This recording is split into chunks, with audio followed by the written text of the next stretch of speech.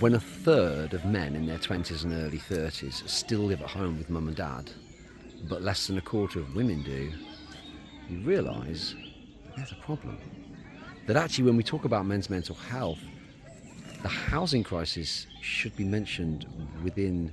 that same conversation, because if more men are stuck at home with mum and dad in their 20s and into their early 30s, of course there are things like the lack of responsibility and maturity that comes with being independent and gaining your own property. That was a big deal for me when I was in my 20s, renting my own pad, buying my first property. There are some of the hidden things where some research clearly shows that the wealthier you are as a man, the more likely it is that you'll experience fatherhood, marriage, and so on and so forth.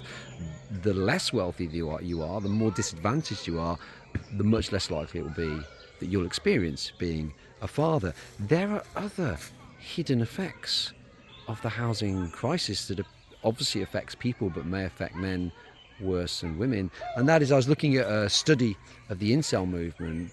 and you had a greater risk of being in the incel movement if you're still at home with your parents, a much greater risk than if you are living independently as a man. And so, of course, the housing crisis affects everyone, but when we talk about men's mental health,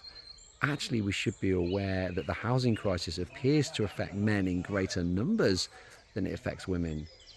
So we really should be talking about the housing crisis, what caused it, and how we fix it as part of the men's mental health conversation as well.